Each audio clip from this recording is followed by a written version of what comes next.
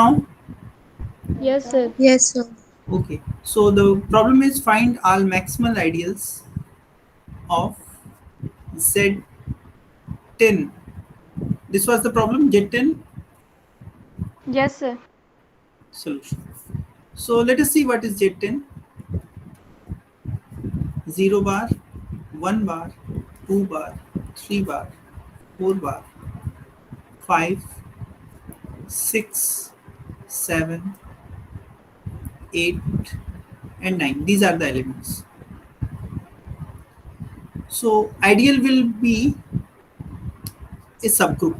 First thing is that ideal is also a subgroup. So let us see what are the subgroups. But Z10 is a cyclic group, and you know in a cyclic group subgroups are also cyclic. In a cyclic group all the subgroups are also cyclic. तो इसके जो भी सब group होंगे वो cyclic सब group होंगे.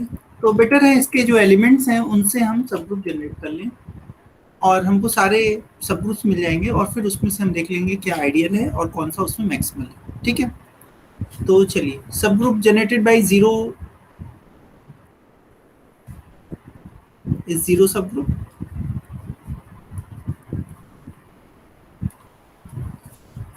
Generated by 1 is Z10. और कौन से जनरेटर है Z10 में क्या बता सकते हैं? Generator Yes, sir. होना चाहिए. Sir, 1, 3, 1 है, 3 है और 7, 9. 7 and 9. Yes. 5, 10 generators will be there. ठीक है. 1, 3, 7, 9 these are the generators. तो बचा क्या? 2 बचा. तो let us see what is generated by 2 bar. 2, 4, 6, 8. एक ही Yes. 2. 0, 2, 4, 6, 8. Okay. This is also generated by किससे ये 4, और 6. 4 और 6 और 8. तीनों से जनरेट होगा. Yes, sir. This is generated by 4, 6, 8.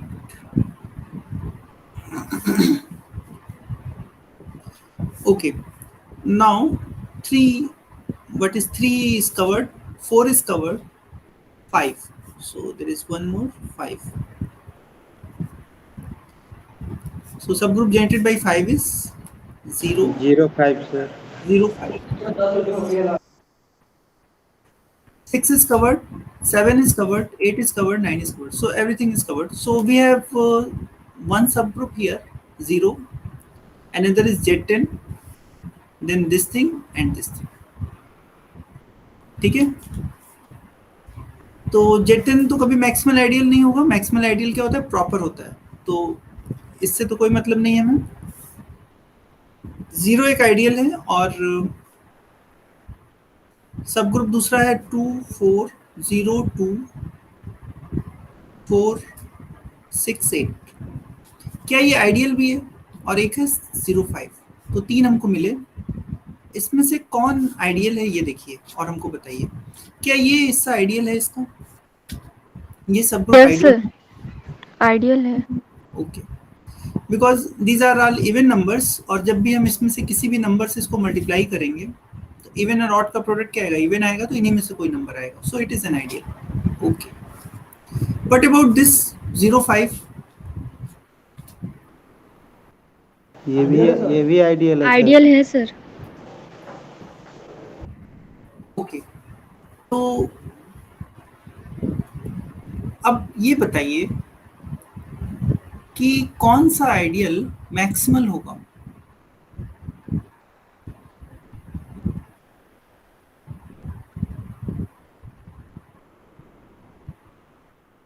Sir 0 ideal है, वो कंटेंट है 0, 5 सेट में.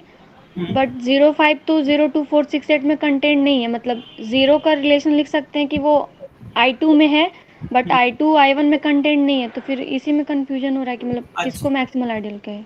Yes. So the thing is that maximal ideal की डेफिनेशन देखिए. हमारे पास रिंग R है एम आइडियल को हम मैक्सिमल बोलेंगे अगर एम आर के बराबर नहीं है। और क्या कंडीशन है? अगर एम किसी दूसरे आइडियल बी में कंटेन्ड है और बी आर में कंटेन्ड है, तो ये बी या तो एम के बराबर है या तो बी आर के बराबर है। तो आप देख सकते हैं यहाँ पे सिर्फ 3 आइडियल है, एक आइडियल ये, एक आइडियल ये और एक आइडियल ये। ये जो आइडियल है इसको अगर हम, चलिए इसको हम आई नॉट बोल दे रहे हैं, इसको I1 बोल दे रहे हैं और इसको I2 बोल दे रहे हैं। I1 को कंटेन करने वाला, I1 को कंटेन करने वाला कोई ऐसा आइडियल नहीं है, कोई ऐसा आइडियल आपके पास नहीं है कि I1 उसमें कंटेंट हो और वो R में कंटेंट हो, यानी I1 और R के बीच में कोई तीसरा आइडियल नहीं है। सेम सिचुएशन I2 के साथ भी है, I2 और R के बीच में कोई दूसरा आइडियल नहीं है। ये बात आप देख पा रहे हैं ना, I2 को कंटेन करने वाला कोई आइडियल नहीं है। So by definition I1 is maximal and I2 is also maximal. So there are two maximal ideals in Z2. Two maximal ideals.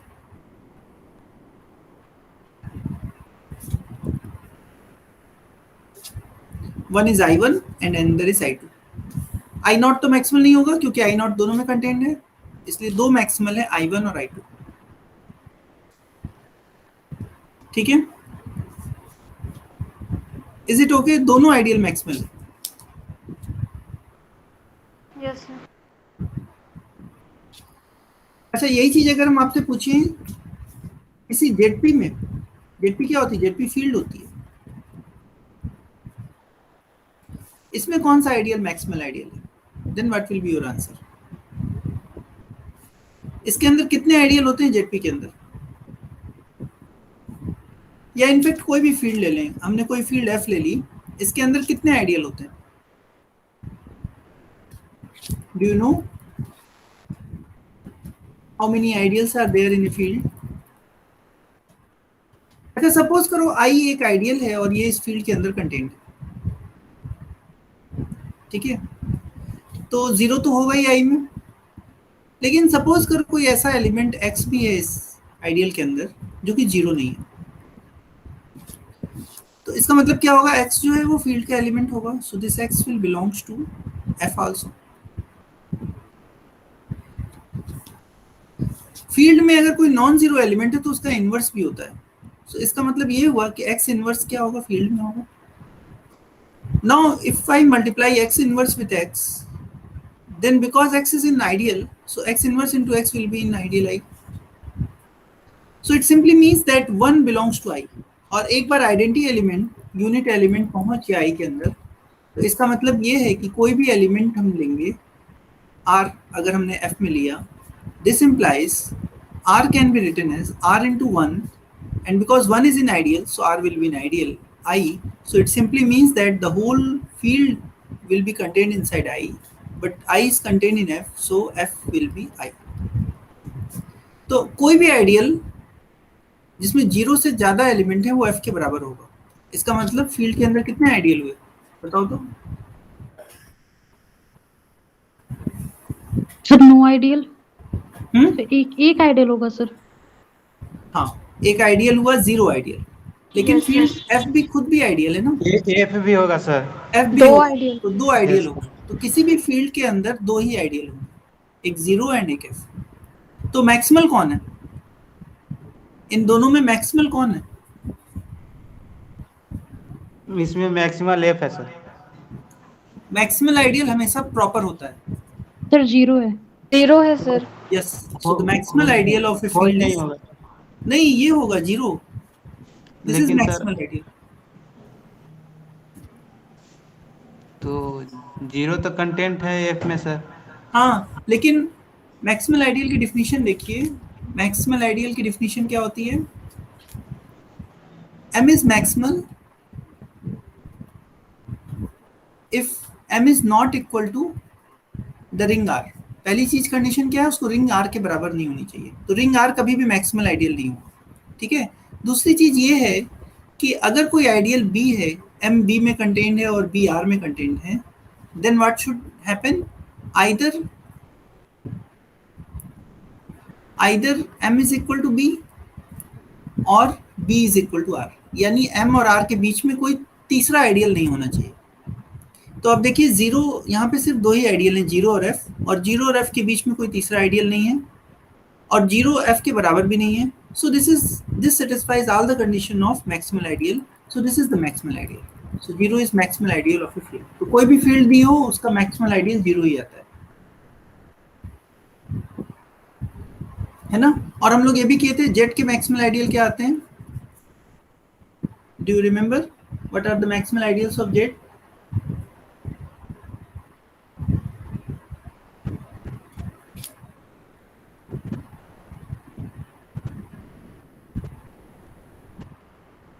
Zero ही होगा सर। जीरो नहीं, मैक्सिमल आइडियल हम लोग जेड के निकाले थे। जेड के मैक्सिमल आइडियल जो होते हैं वो पी जेड होते हैं, where P is a prime, where P is a prime number.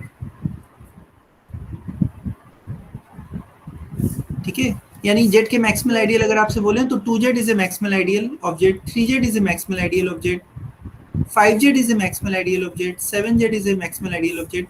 एक चीज ध्यान रखना, मैक्सिमल आइडियल बहुत सारे हो सकते हैं। ठीक है, मैक्सिमल आइडियल कई हो सकते हैं, जैसे कि ऊपर हम लोग देखे जेड 10 में 2 मैक्सिमल आइडियल आ रहा था, उसी तरह से जेड के अंदर भी कई मैक्सिमल आइडियल है, मतलब in fact infinitely many maximal ideals. जितने प्राइम्स हैं उतने मैक्सिमल आइडियल को मिल ही जाएंगे। ठीक है, ओके अच्छा ये बताइए व्हाट विल, चलिए अब अपनी क्वेरी बताइए, और क्वेरी बताइए। If you have anything else to ask then please tell me.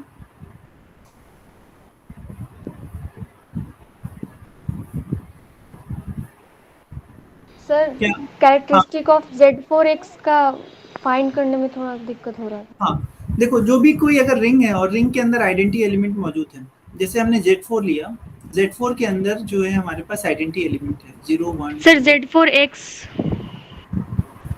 Z4X लिया, अच्छा okay. Even if you are taking Z4X means polynomial ring over Z4, तो इस पॉलिनोमियल रिंग के अंदर भी मल्टीप्लिकेटिव आइडेंटिटी 1 होती है। ये तो क्लियर है, किसी भी पॉलिनोमियल को अगर हम 1 से मल्टीप्लाई करेंगे तो वही पॉलिनोमियल आ जाएगा। सो 1 is the multiplicative identity for this ring.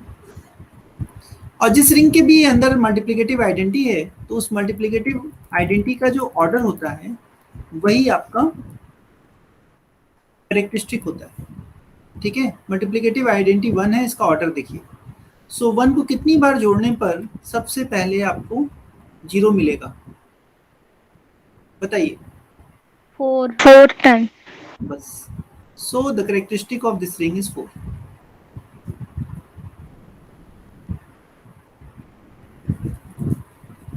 ठीक है, रिंग इनफाइनाइट है, इस रिंग के अंदर इनफाइनाइटली मेनी एलिमेंट हैं, लेकिन किसी भी एलिमेंट को अगर आप 4 बार और ऐड करेंगे तो आपको 0 आ जाएगा। ठीक है, क्योंकि 1 को 4 बार ऐड करने पे 0 आ रहा है। Is it okay? Yes sir.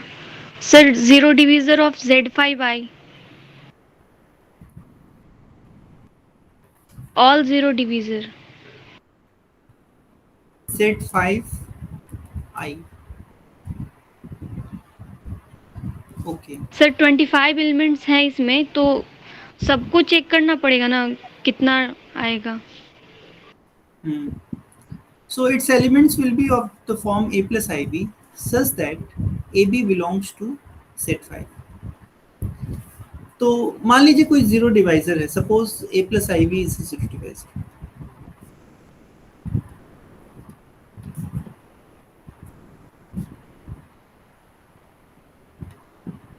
मान लीजिए ये zero divisor A plus IB, so there exist C plus ID in Z5I such that this into C plus ID is equal to 0। ऐसा होगा ना? देखो ये जो एलिमेंट्स हैं वो कहाँ से आ रहे हैं, Z5I से आ रहे हैं। सो ABCD कहाँ से? ABCD जो है Z5 के एलिमेंट है।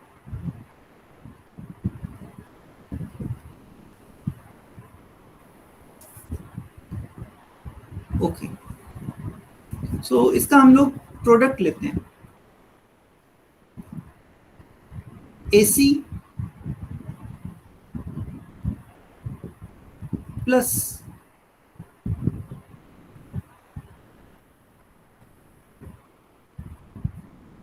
I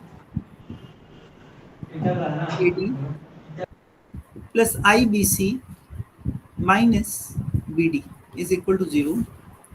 So AC minus BD is equal to 0 and AD plus BC is equal to 0.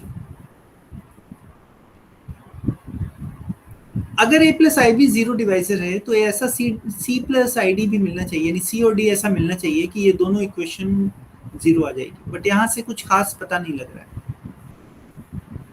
तो चलिए इसको हम दूसरी तरह से एक चीज और देखते हैं इसमें।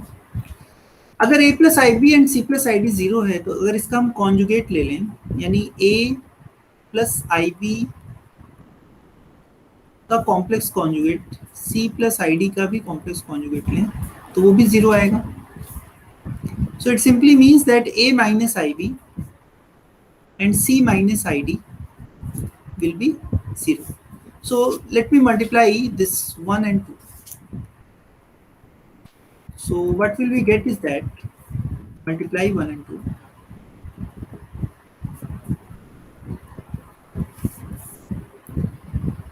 So this will become A square plus B square into C square plus D square is equal to 0.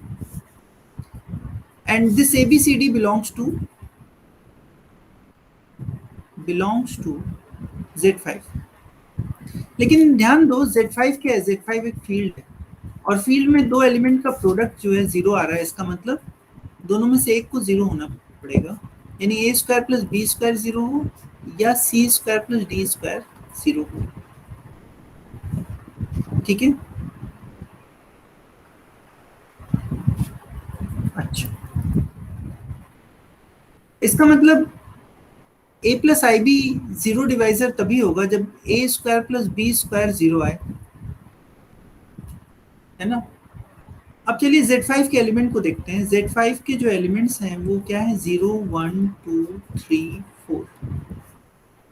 Square में भी क्या आएगा?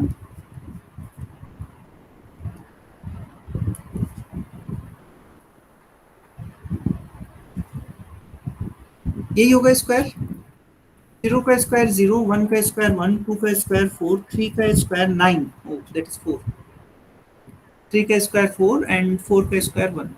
तो स्क्वायर क्या आ रहा है सब एलिमेंट का? 0 आ रहा है, 1 आ रहा है या 4 आ रहा है। ठीक है, तो इसको जीरो डिवाइजर होने के लिए, यानी जीरो आने के लिए, जीरो क्या है? 5 बार। तो A को क्या होना चाहिए? अगर 1 है तो B को क्या होना चाहिए? 2 होना चाहिए। या A की वैल्यू अगर 1 है तो B की वैल्यू क्या हो सकती है? 3 हो सकती है। समझ रहे हैं आप?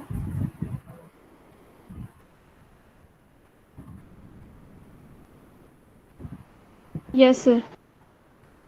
तो चलिए एक को ट्राई करके देखते हैं। इस तरह से सारी पॉसिबिलिटी आप देख सकते हैं। इसी तरह से A को 2 अगर लेंगे तो B को 1 होना चाहिए। तो चलिए मान लीजिए हमने 1 प्लस 2i ले लिया। अब हम जानना चाह रहे हैं कौन सा C प्लस ID है कि इसको मल्टीप्लाई करने पे 0 आएगा। So this is C, multiply करके ही देख लेते हैं। C plus 2CI plus ID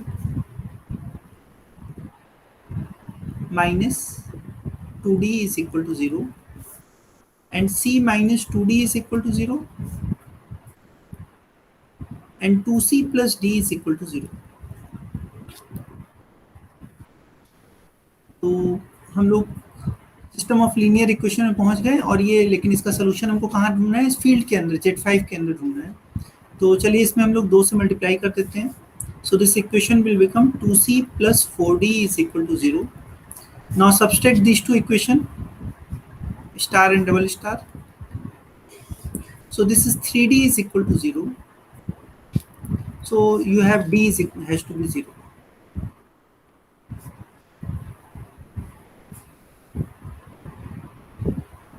समझ में आ रहा है? तो d अगर 0 है तो c को भी 0 होना पड़ेगा. No.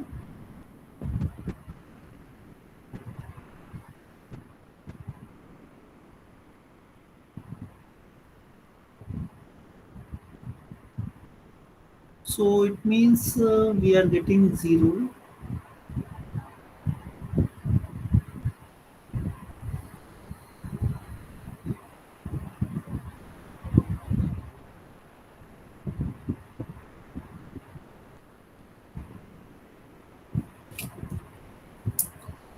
So it is not working.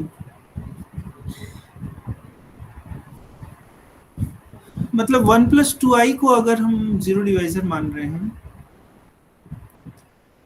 और c प्लस आई डी की वैल्यू निकालना चाह रहे हैं तो कोई वैल्यू हमें नहीं मिल रही है. सर 1 माइनस 2i ले लेंगे.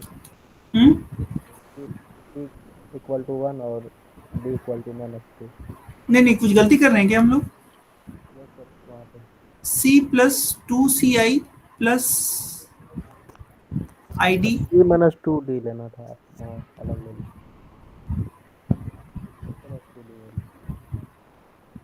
अच्छा ये गलत लिख दिए हमने. हाँ c माइनस 2d है. Okay thank you. Let me correct it. c minus 2d. c minus 2d. So this is 2c minus 4d. And now इसमें से इसको अगर हम subtract करेंगे, so it is 5d is equal to 0. But 5 is already 0. So you may take any value for d. So suppose I take d is equal to 1. So if I will take d is equal to 1, then 2c, d is equal to 1, then c has to be 2. Okay. So let us check it. 1 plus 2i and sir यहाँ पे समझ नहीं आया कैसे की. हाँ यहाँ पे जब इस दोनों इक्वेशन को सब्सट्रैक्ट किए, एक डबल स्टार कर देते हैं. दोनों को जब सब्सट्रैक्ट करेंगे तो 5d इज इक्वल टू 0 या minus 5d is equal to 0 आएगा. ठीक है, लेकिन 5 तो ऑलरेडी 0 है, यानी d की कोई भी वैल्यू के लिए इक्वेशन सेटिस्फाई हो जाएगी. तो मान लीजिए हमने d की वैल्यू 1 ले ली. So I take d is equal to 1. So when I take d is equal to 1, then c will become 2d. c की वैल्यू 2d हो जाएगी, यानी 2 हो जाएगी. तो 2 प्लस आई. अब मल्टीप्लाई करके देखिए 0 आ रहा है क्या? फिर से हम लोग चेक कर लेते हैं. 2 plus I plus 4i and plus -2. So it is 0. Yes. So this 1 plus 2i is a zero divisor. समझ रहे हैं ना?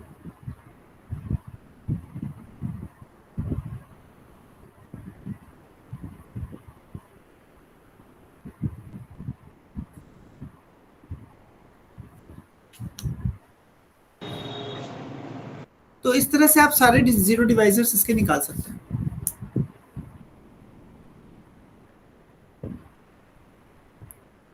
सो कंडीशन क्या है? ए स्क्वायर प्लस बी स्क्वायर को 0 होना चाहिए जीरो डिवाइजर आने के लिए. तो एक चीज और ध्यान रखिएगा, यहाँ पे डी की सारी वैल्यू काम नहीं करेगी आपको कभी भी, क्योंकि दोनों का प्रोडक्ट 0 आ रहा है. तो सी स्क्वायर प्लस डी स्क्वायर भी 0 आएगा, तभी ये काम करेगा. तो यानी सी और डी पे भी बाउंडेशन आएगा. जब डी आप चूज करेंगे तो सिर्फ इस इक्वेशन के सोल्यूशन लेने से ही काम नहीं चलेगा. डी की वही वैल्यू लेनी होगी जिसके लिए solution A square C square plus D square को 0 भी सेटिस्फाई करे. ठीक है, तो जैसे हमने डी को 1 लिया तो सी की वैल्यू 2 आ गई. So it works. सर थोड़ा नीचे वाला स्टेप कंफ्यूजिंग हो गया. अच्छा ठीक है. 5d is equal to 0 is okay or not? When you will solve star and double star, 5d will be 0. Sir तो हाउ 5 विल बी 0 मतलब? Because we are in Z5. Z5 के अंदर 5 0 है. Yes yes. ठीक है, तो 5 0 है, इसलिए इसका मतलब इस इक्वेशन को सेटिस्फाई करने के लिए डी की कोई भी वैल्यू ले सकते हैं। तो हमने डी की वैल्यू 1 ली, डी की वैल्यू 1 ली तो सी की वैल्यू 2 आ गई। ठीक है, सी की वैल्यू 2 आ गई और इसको प्रोडक्ट कर। सर यस, ऐसे तो डी की वैल्यू कितनी भी हो सकती है, फिर डी की हम वैल्यू कैसे? ऑफ कोर्स कितनी भी हो सकती है, लेकिन एक कंडीशन और हम लोग ऊपर निकाले हैं, सी स्क्वायर प्लस डी स्क्वायर जो है वो 0 आना चाहिए। तो इसको भी यहाँ पे चेक कर लो कि डी की वैल्यू वही लें हम जिससे सी स्क्वायर प्लस डी स्क्वायर 0 आए, और सी स्क्वायर प्लस डी स्क्वायर 0 तभी आता है जब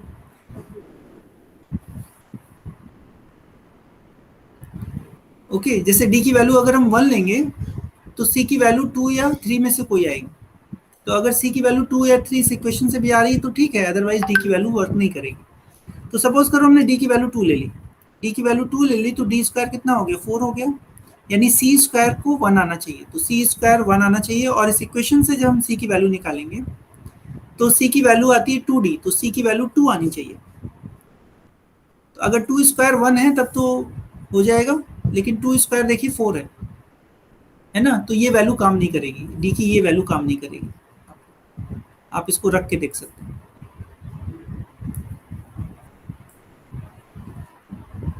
समझ में आ रहा है?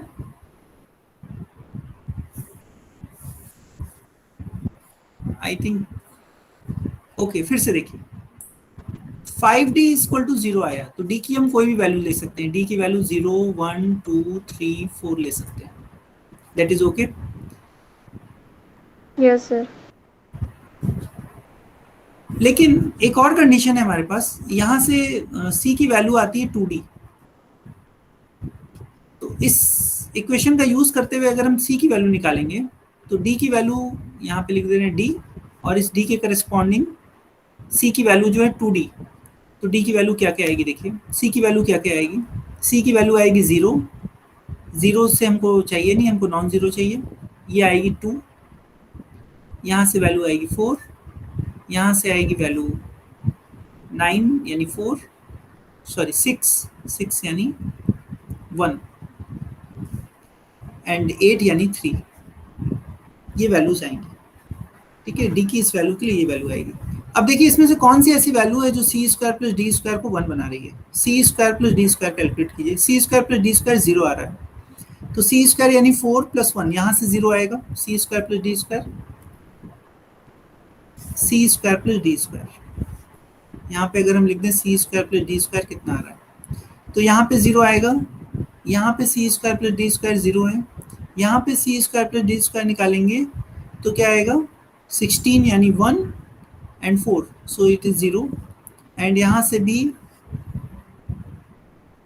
4 और 1 0, एंड यहाँ पे 1 and 4 0, so it is always satisfied, no problem. तो आप यहाँ से वैल्यू डी की देते जाइए और आपको यहाँ पे सी की वैल्यू मिलती जाएगी।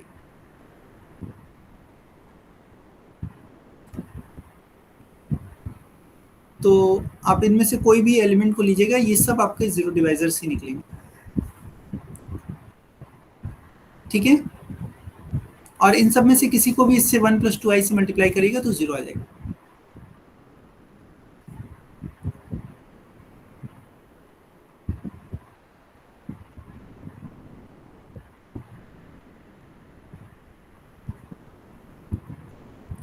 चलिए एक और देख के कैलकुलेट करके देखते हैं, 2 + 4i, so what will be the result, 2 + 4i plus this is 8, 8 is -8, okay, this is 4i plus -8,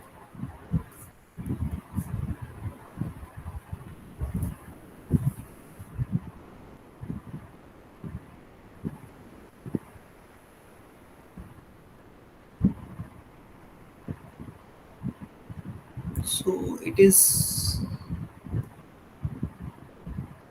-6 plus 8i. Oh, but it is not coming 0.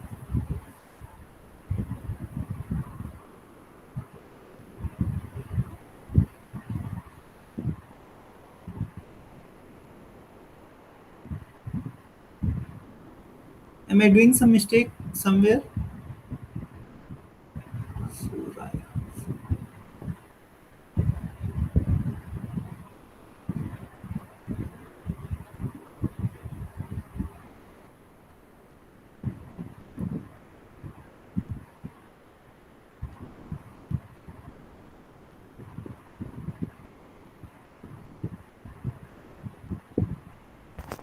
Sir C4 है और D2 है। बोल तो फिर से बोलो। सर C4 है और D2 है, तो 4 + 2 आयोटा। अच्छा अच्छा अच्छा अच्छा, C4 okay okay, yes yes, we are doing mistake, let me calculate it again, this is wrong. C is 1 + 2i and C is 4 + 2i.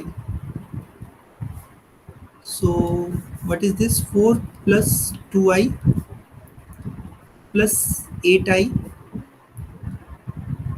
minus 4. So this will cancel. 4 + 2i, 8i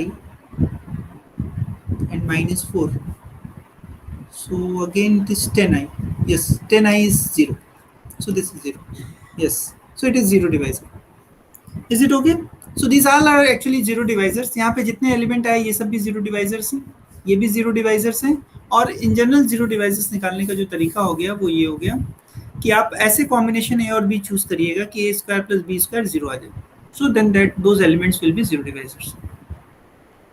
ठीक है, तो आपके लिए ए के लिए कितनी choices हैं, B के लिए जो चॉइसेस है वो यहाँ से आपको क्लियर है कि एलिमेंट्स उनके स्क्वायर का सम जो है वो 0 आ जाए। ठीक, तो आपके पास ज़्यादा एलिमेंट नहीं है, 25 एलिमेंट्स, उनमें से आप उसको वैल्यूज ले लेके आप सारी वैल्यूज बना सकते हैं। ठीक है, तो ए की वैल्यू अगर आप 1 लेंगे, ए के लिए अगर हम 1 चॉइस करेंगे तो बी के लिए हमारे पास 2 चॉइस है, 2 and 3। और ए की वैल्यू अगर आप चूज करेंगे 4, ए की वैल्यू अगर आप 2 चूज करेंगे तो बी के लिए आपके पास चॉइसेस होंगी 1 and 4, 2 चॉइसेस यहाँ पे मिलेंगी। ए की वैल्यू अगर आप 3 चूज करेंगे तो बी के लिए जो आपके पास चॉइसेस मिलेंगी वो 1 and 4 होगी। एंड ए की वैल्यू अगर आप 4 चूज करेंगे तो बी के लिए जो चॉइसेस मिलेंगी वो होगी 2 and 3। सो कितनी चॉइसेस हो गई? इतनी चॉइसेस हो गई। Sorry sorry sorry sorry sorry,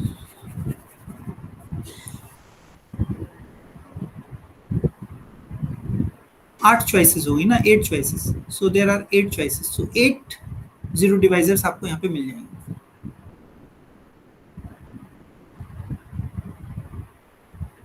Is it okay?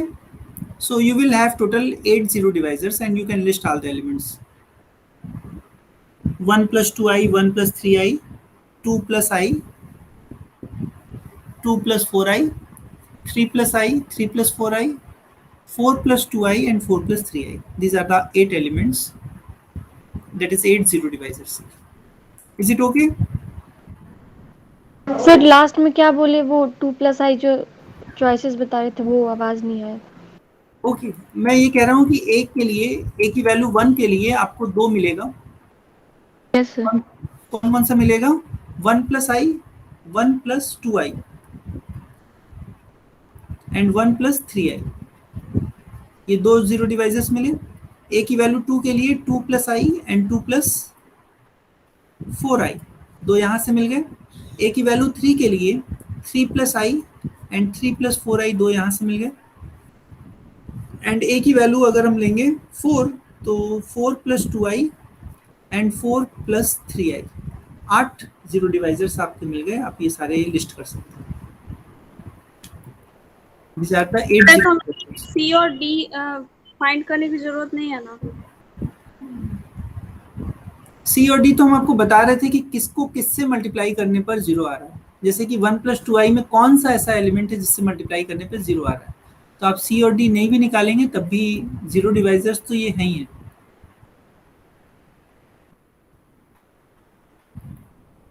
ठीक है ना? और डी तो हम आपको ये निकाल के बता देते कि इसमें किससे मल्टीप्लाई करेंगे तो 0 आएगा।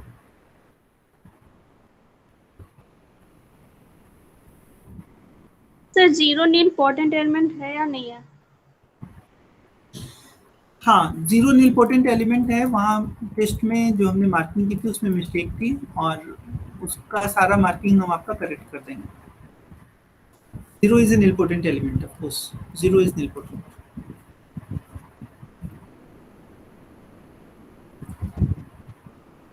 ठीक है, और क्वेश्चन पूछिए।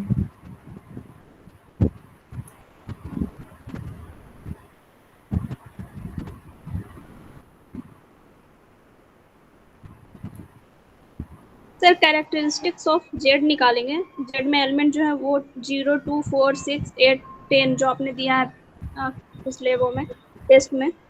फॉर मॉडलो 12 तो क्या होगा? यानी Z12 की कैरेक्टरिस्टिक। सर जेड में एलिमेंट 0, 2, 4, 6, 8 और 10 बार है।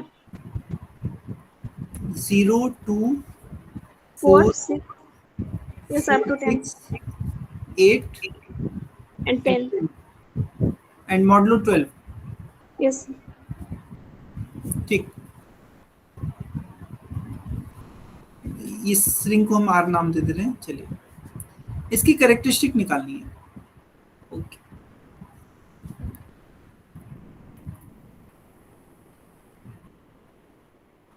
सर 6 होगा। हाँ ठीक है। इसमें देखिए 2 को अगर हम ऐड करेंगे तो 2 + 2 4 आएगा, 4 + 2 करेंगे तो 6 आएगा, 6 + 2 करेंगे तो 8 आएगा, 8 + 2 करेंगे तो 10 आएगा और 10 + 2 करेंगे तब 0 आएगा। ठीक है ना। तो 2 का जो एडिटिव ऑर्डर है वो 6 है। 4 का अगर एडिटिव ऑर्डर लेंगे तो वो 3 आएगा। 6 का अगर एडिटिव ऑर्डर लेंगे तो 2 आएगा। 8 का अगर हम एडिटिव ऑर्डर लेंगे तो कितना आएगा? सर 3 आएगा। और 10 का अगर हम एडिटिव ऑर्डर लेंगे तो कितना आएगा? 6 सर। 6। ठीक है, लेकिन अब ऐसा कौन सा छोटा नंबर है जितनी बार हम सबको जोड़ेंगे तो 0 आएगा? 6 sir. So the characteristic of this ring will be 6। ठीक है ना। So वो if I put smallest- 6 हाँ, वो स्मॉलेस्ट पॉजिटिव नंबर जितनी बार सबको जोड़ने पर 0 आ जाए वही उसका कैरेक्टरिस्टिक होता है। ठीक है, तो 6 एक ऐसा नंबर है कि अगर सारे रिंग के एलिमेंट्स को उतनी बार हम ऐड करेंगे तो 0 आ जाएगा, इसलिए 6 is the characteristic of this ring.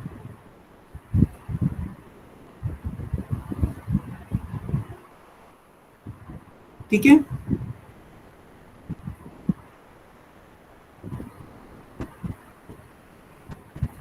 ऐसे भी देखिए ये साइक्लिक ग्रुप है, 2 से जनरेटेड साइक्लिक ग्रुप है मॉडुलो 12 और 2 का ऑर्डर 6 है।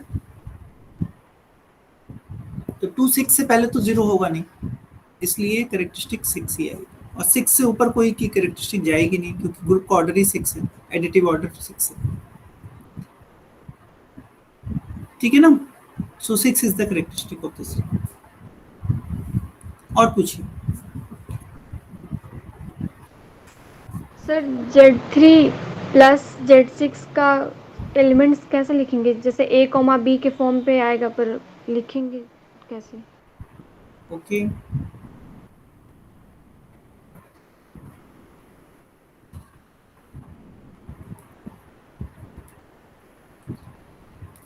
its element will be of the form A, B such that A belongs to Z3 and B belongs to Z6. So how will you write the element?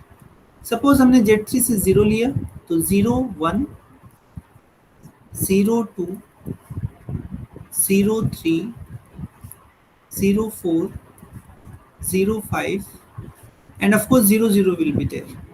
लेकिन यहाँ पे अंतर है, ये पहला वाला 0 जो है वो Z3 से है और दूसरा वाला 0 Z6 से। इसी तरह से हम Z3 में दूसरा एलिमेंट ले लेंगे 1, सो 1 1 1 2 1 3 1 4 1 5 एंड 1 0। ठीक, और तीसरा एलिमेंट Z3 का क्या है, 2 है, तो 2 1 यस सर समझ गए। 2 2 2 3 2 4 2 5 एंड 2 0। लेकिन एक चीज ध्यान रखना, इसमें एडिशन जो है कंपोनेंट वाइज होता है। जैसे हमने 1 1 लिया, अब हमने 1 1 में 1 1 को ऐड किया, तो हमको क्या मिला, 2 2 मिला। पहला वाला 2 कहाँ से, Z3 से, और दूसरा वाला 2 Z6 से। अब 1 1, अब 2 2 में अगर मान लीजिए फिर से हमने 1 1 को ऐड किया, तो पहला कंपोनेंट क्या आएगा, पहला जीरो कंपोनेंट सर, क्या आएगा, जीरो सर, जीरो। बस ये 2 और 1 ऐड होके 3 होगा, और ये Z3 Zero, का एलिमेंट इसलिए 0 होगा, लेकिन दूसरी जगह 3 रहेगा। ठीक है, बस यही ध्यान रखिएगा, पहला कंपोनेंट में Z3 के हिसाब से होगा एडिशन, और दूसरे कंपोनेंट में Z6 के हिसाब से होगा एडिशन, और इसी तरह से मल्टीप्लिकेशन भी। ठीक है, yes, ask another question.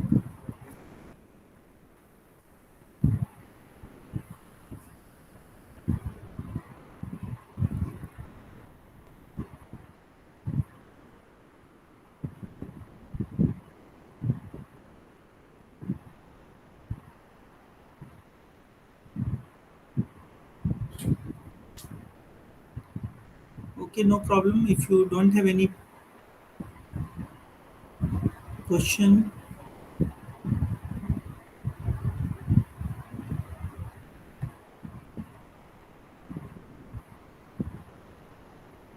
Sir हाँ, सर आप एक क्वेश्चन दिए थे sir, so that Z I by 1 minus I is a field, sir उसको कैसे प्रूव करेंगे? 1 minus I is a field, यही वाला ना। Yes sir.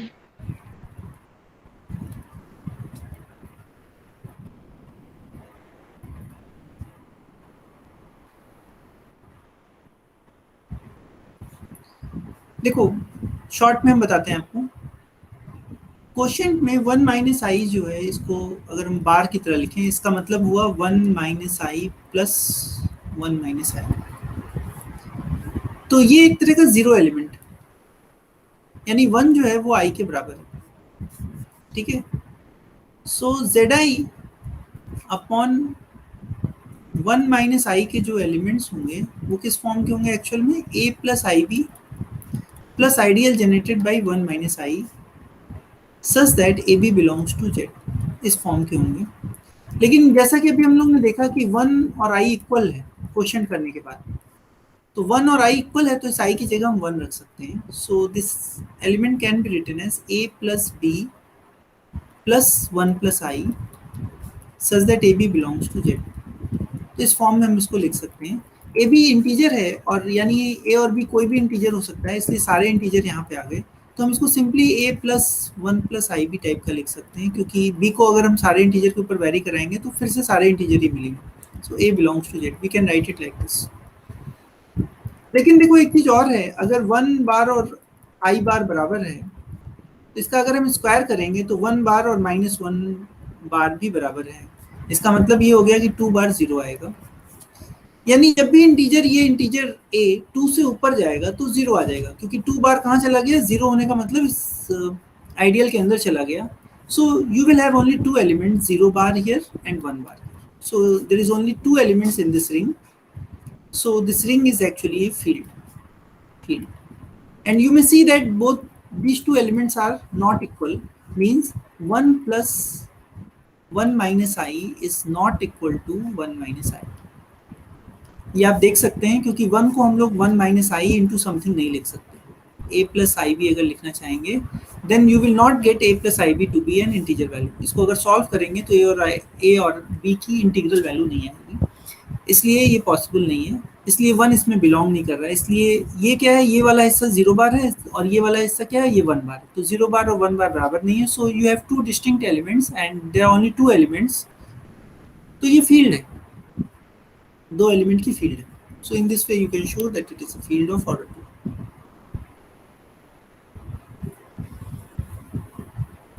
समझ में आ रहा है? Yes sir. ठीक है, ठीक है। तो आप लोग और क्वेश्चन और पढ़िए इसको, और जो प्रॉब्लम है मंडे को हम लोग फिर क्लास करेंगे। तो मंडे की क्लास में आप लोग प्रॉब्लम कर सकते हैं, और नहीं करेंगे तो हम लोग कुछ आगे भी कर सकते हैं। ओके।